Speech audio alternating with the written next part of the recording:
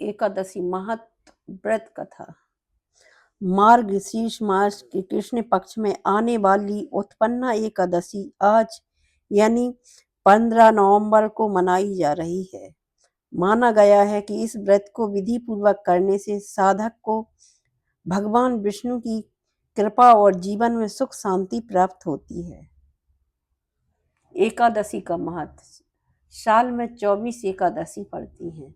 प्रथम एकादशी उत्पन्ना, मोक्षदा, सफला, पुत्रदा, पटतिला, जया, विजया, आमपाली, पाप मोक्षनी, कामदा, बथुरथी, मोहिनी, अपरा, निर्जला, योगिनी, देवशयानी, पुत्रदा, अजा, पद्मा एकादशी, इंद्रा, पासा, कुशा, रमा, देवत्यानी, अधिमास एकादशी को इस व्रत के पद्मनी और परमा एक कहते हैं। इन एकादशियों के जैसे जैसे नाम हैं उसी के अनुसार उनके गुण भी अलग अलग हैं। इनके करने की विधि तथा फल का वर्णन सविस्तार किया गया है। जो प्राणी इन एकादशियों का विधि पूर्वक व्रत एवं उद्यापन किया करते हैं उन्हें उसी के अनुसार फल प्राप्त करते हैं। श्री सूत जी महाराज बोले, हे ऋषिवरों, इस एकादशी व्रत के महत्व को पांडवों से श्री कृष्ण भगवान ने स्वयं कहा था कि इस उत्तम व्रत को विधि पूर्वक करने पर मनुष्य पृथ्वी पर अनेक प्रकार के सुखों को भोगकर अंत में विष्णु लोक की प्राप्ति करता है। इसी श्रेष्ठ व्रत की जानने की इच्छा से भगवान श्री कृष्ण जी ने अर्जुन से पूछा, हे माधव, हे मधुसूदन, इस एकादशी व्रत के करने का क्या महत्व है और इस व्रत के करने से कौन कौन पाप प्राप्त होते हैं, पाप नष्ट और पुण्य प्राप्त होते हैं, उसके करने की विधि क्या है, सो आप कृपा कर मुझसे समझाकर कहिए। अर्जुन के इस प्रकार पूछने पर भगवान श्री कृष्णचंद्र जी ने कहा, हे अर्जुन, इस व्रत को हेमंत के मार्गशीर्ष माह में कृष्ण पक्ष एकादशी से प्रारंभ किया जाता है। दशमी के दिन सूर्य अस्त के पश्चात से भोजन नहीं करना चाहिए और इसी समय दातुन कुल्लाकर लेना चाहिए। इस प्रकार व्रत करने वाले मनुष्य को मुख शुद्धि कर लेनी चाहिए। दूसरे दिन अर्थात एकादशी के दिन प्रातः काल नियम के अनुसार संकल्प करना चाहिए। मध्यम दोपहर में जलाशय में, जैसा कि शास्त्र में कहा गया है कि स्नान करें। यदि शास्त्र अनुसार जलाशय प्राप्त ना हो तो नदी, तालाब, बावड़ी आदि में स्नान करें। शास्त्रों में उत्तम, मध्य, अधम 3 प्रकार के जलाशय कहे जाते हैं। यदि सब उपलब्ध ना हो तो किसी अच्छे कुएं के जल से विधि पूर्वक स्नान करना चाहिए। स्नान करने से पहले पृथ्वी मृत्तिका मिट्टी को शरीर में लगाकर शुद्ध कर लेना चाहिए और मन, वचन तथा कर्म से कहें कि हे पृथ्वी माता, आप मेरे पुण्य जन्म के समस्त पाप नाश होने पर मैं परम गति को प्राप्त हो जाऊंगा। इस प्रकार कहता हुआ शरीर को पवित्र कर तत्पश्चात स्नान करके शरीर को जल से शुद्ध कर लेना चाहिए। व्रत करने वाले को व्रत धारण करने के दिन स्नान करने के बाद चोर, पापी, पाखंडी, मिथ्याभाषी, परास्ती, गमन करने वालों, दूसरों का धन हरण करने वालों, दुराचारी ब्राह्मण एवं साधु पुरुषों की निंदा करने वालों तथा चोरी करने वालों को हिंसा करने वालों से भाषण नहीं करना चाहिए। यदि ऐसे मनुष्य को किसी प्रकार का वार्तालाप हो भी जाए तो उसके पश्चात के लिए सूर्य नारायण के दर्शन कर लेना चाहिए। स्नान करने के पश्चात धूप, दीप, नैवेद्य से भगवान का पूजन एवं आरती करना चाहिए। रात्रि में दीपदान कर समस्त रात्रि जागरण कर कीर्तन व्यतीत करना चाहिए। इस दिन खाट पर सोना, स्त्री प्रसंग वर्जित है।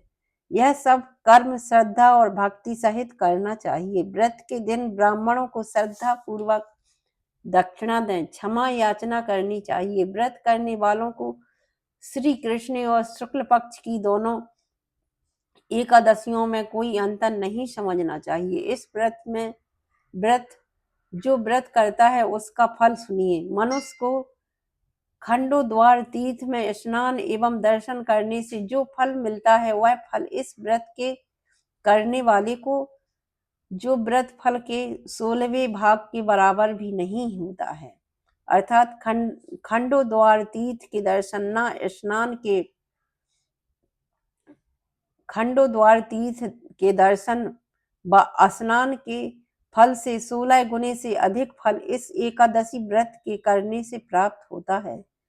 चंद्र सूर्य ग्रहण में दान करने से और कुरुक्षेत्र में स्नान करने से अथवा व्यतिपात युग में संक्रांति में दान आदि करने से जो पुण्य फल प्राप्त होता है वही फल इस व्रत को करने से होता है। फल अश्वमेध यज्ञ के करने से मिलता है, उससे 9 गुना फल एकादशी व्रत के उपवास करने से मिलता है। एक सहस्त्र तपस्वियों को 60 वर्ष तक भोजन कराने पर जो फल प्राप्त होता है वही फल एकादशी व्रत को करने से होता है। वही फल जो वेद पाठी ब्राह्मण को 1 सहस्त्र गोदान करने से मिलता है उससे 10 गुना फल एकादशी व्रत करने से मिलता है। हे अर्जुन, विज्ञा दान से 10 गुना फल एक भूखे मनुष्य को भोजन कराने पर मिलता है। इसलिए अन्न दान सर्वश्रेष्ठ दान है जिसके करने से पितृ तृप्त होते हैं। एक बार भोजन करने का फल भी निर्जल व्रत करके आधे फल के बराबर होता है। उपरोक्त व्रतों में से कोई भी एक व्रत करने से यज्ञ दान तप इत्यादि प्राप्त होते हैं, अन्यथा यह सब नहीं मिलते। अतः एकादशी का व्रत अवश्य करना चाहिए। इस व्रत में शंख से जल पीना चाहिए तथा आचमन करना विशेष है। मछली, सुअर तथा अन्य एकादशी व्रत ग्रहण नहीं करने चाहिए।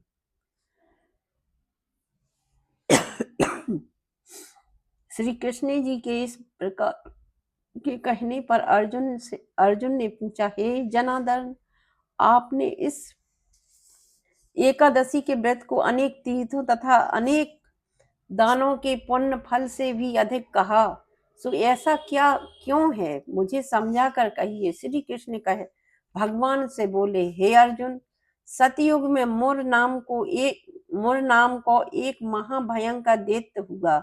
उस दैत्य के कारण सभी देवता भयभीत रहते थे। उस दैत्य ने इंद्र आदि समस्त देवताओं को हराकर उनके लोगों पर अपना अधिकार कर लिया था। अतः तब अति दुखी हो इंद्र भगवान तथा सभी देवताओं ने मिलकर भगवान शंकर से प्रार्थना की कि हे महादेवी, हम लोग मूढ़दैत्य के द्वारा अत्यंत दुखित हो मृत्यु लोक में निवास कर रहे हैं। कृपा करके आप हमारा इस दुख से उद्धार कीजिए। इस प्रकार इंद्र की प्रार्थना करने पर भगवान शंकर जी ने कहा, हे देवेंद्र, आप अपने दुखों से छुटकारा पाने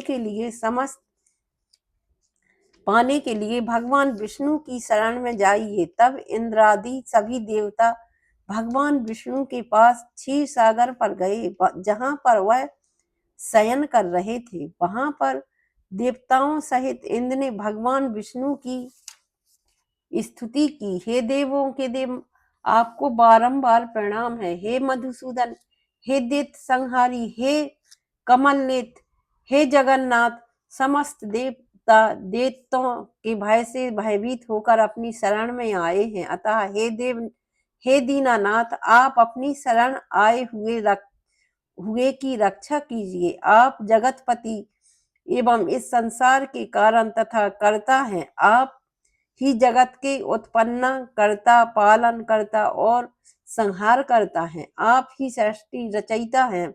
ब्रह्मा हो आप, सर्वव्यापक व्यापक अंतमयी सूर्य चंद अग्नि हम मंत तंत हो। आप ही शरण में आए हुओं की रक्षा करने वाले हो। हमको इस समय दैत्यों ने स्वर्ग से निकाल दिया है और हम सब मृत्यु के लोक में भटक रहे हैं। सो हे दीनबंधु, आप हमारी रक्षा कीजिए। हम सब आपकी शरण में आए हैं। तब विष्णु भगवान ने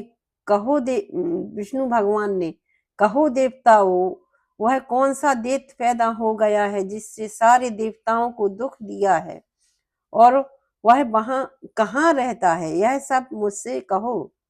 तब इंद्र ने कहा, हे मधुसूदन, ब्रह्मा वंश में नाड़ी जंग नाम का एक भयंकर दैत्य हुआ था। उसका ही पुत्र मुर दैत्य हुआ, जिसने समस्त देवताओं को दुख दिया। वह चंद्रावती नगरी में रहता है, जिसने अपने पराक्रम तथा बाहुबल से समस्त विश्व को जीतकर स्वयं ही लोकपाल बन गया है। उसने ही देवताओं को जीतकर स्वर्ग पर अपना अधिकार कर लिया तथा हे करुणा सिंधु, आप उस बलशाली दैत्य को मारकर देवताओं की रक्षा कीजिए। देवताओं की प्रार्थना सुनकर भगवान विष्णु ने कहा, हे देवताओं, आप सब चंद्रावती नगरी में जाकर उस दैत्य से युद्ध करो, मैं भी शीघ्र वहां आता हूँ। विष्णु की आज्ञा मानकर सभी देवता चंद्रावती नगरी में आकर मुर दैत्य से युद्ध करने लगे। उसी समय भगवान विष्णु भी देवताओं की सहायता वहां जा पहुंचे। तब भगवान विष्णु के यहाँ पहुंचते ही अनेकों दैत्य अनेक प्रकार के अस्त्र शस्त्र धारण कर भगवान विष्णु से युद्ध करने लगे। भगवान विष्णु भी अपने गदा चक्र से राक्षसों के अस्त्र शस्त्रों को काट काट कर गिराने लगे और अनेक दैत्यों को सदैव के लिए मृत्यु लोक पहुंचाने लगे। किंतु दैत्यराज मुर निर्भीकता से विष्णु के साथ घोर युद्ध कर रहा था। भगवान विष्णु द्वारा छोड़े गए सभी अस्त्र शस्त्र मुर दैत्य के तेज से नष्ट हो गए। तब दोनों में परस्त मल्ल युद्ध होने लगा। इस प्रकार भगवान विष्णु उस मुर दैत्य से 1000 वर्ष तक युद्ध करते रहे, किंतु विजय प्राप्त न कर सके। तब अंत में भगवान विष्णु शांत हो हेमावती गुफा में बद्रिकाश्रम में चले गए। भगवान विष्णु उस गुफा में शयन कर रहे थे। तभी मुर दैत्य उसे मारने के लिए वहां जा पहुंचा। वहां पर विष्णु को सोया हुआ देख कर दैत्य ने सोचा, आज अपने शत्रु को मार कर हमेशा के लिए निष्कष्टक हो जाऊंगा। हे अर्जुन, जैसे ही मुर दैत्य मुझे मारने को हुआ तो मेरी देह से एक कन्या उत्पन्न हुई। वह कन्या दैत्य से युद्ध करने लगी। वह दैत्य भी कन्या से युद्ध करता रहा। उसी बीच में कन्या ने युद्ध करते करते दैत्य के रथ को तोड़ डाला। तब तो वह दैत्य क्रोधित हो उस कन्या के साथ मल्ल युद्ध करने लगा। उसी समय उस कन्या ने दैत्य को धक्का मारकर पृथ्वी पर गिरा दिया, जिसके कारण दैत्य मूर्छित हो गया। जब उसकी मूर्छा हटी तो कन्या ने उसका सिर काट डाला। मुर दैत्य के मरते ही बाकी सब दैत्य पाताल को भाग गए। तब विष्णु भगवान निद्रा से उठे तो दैत्य को मरा हुआ देख आश्चर्य से सोचने लगे कि इस दैत्य को किसने मारा है। तब उस कन्या ने हाथ जोड़कर कहा, हे भगवान, यह दैत्य आपको मारना चाहता था, इसलिए मैंने आपकी देह से उत्पन्न हो इस दैत्य को वध किया है। इतनी बात सुन भगवान विष्णु ने कन्या से मनोवांछित वरदान मांगने के लिए कहा। कन्या ने वरदान मांगते हुए कहा, हे प्रभु, जो कोई मेरा व्रत करके उसके समस्त पापों का नाश हो और उसे स्वर्ग की प्राप्ति हो। मेरे व्रत का आधा फल रात्रि को और उसका आधा फल एक समय भोजन करने वाले को प्राप्त हो और इस व्रत को करने वाला प्राणी धन धान्य से परिपूर्ण हो अंत में वैकुंठ में वास करे। कृपा सिंधु आप मुझे यही वरदान दीजिए। कन्या की इतनी बात सुन भगवान विष्णु ने कहा ऐसा ही होगा। हे कन्या, तुम आज एकादशी के दिन उत्पन्न हुई है, इसलिए आज से तेरा नाम उत्पन्ना एकादशी कहा जाएगा। जो मनुष्य तेरे व्रत को करेंगे वे निश्चय ही पाप से मुक्त हो मेरे धाम को प्राप्त होंगे। आज से तू मुझे 3, 8, 9 तथा 14 से भी अधिक प्रिय रहेगी और सब तीर्थों से अधिक तेरे व्रत का फल होगा। इस प्रकार वरदान देकर भगवान अंतर्ध्यान हो गए। तब वह कन्या भी वरदान पाकर अत्यंत प्रसन्न हुई। हे अर्जुन, इस कारण इस उत्पन्न एकादशी के व्रत का फल सभी तीर्थों के फल से श्रेष्ठ कहा गया है। इस व्रत के करने से शत्रुओं का नाश होता है और सिद्धि की प्राप्ति होती है। अंत में मोक्ष को प्राप्त हो विष्णु लोक को जाता है। इस व्रत के करने वाले को दोनों पक्षों की एकादशी में भेद न समझना चाहिए। जो विष्णु भगवान के भक्त हैं वे धन हैं। मार्गशीर्ष कृष्ण पक्ष की उत्पन्न एकादशी का व्रत करने वाले मनुष्य को अश्वमेध यज्ञ का फल प्राप्त होता है और इस व्रत कथा महत्व को सुनकर विष्णु लोक में वास कर सुख को प्राप्त होते हैं। इस व्रत के 1/4 भाग महत्व को श्रवण करने वाले को भी ब्रह्म हत्या के पाप से छुटकारा मिलता है। इस दिन गुड़ और बादाम का सागर होता है। इति उत्पन्ना एकादशी कथा समाप्त।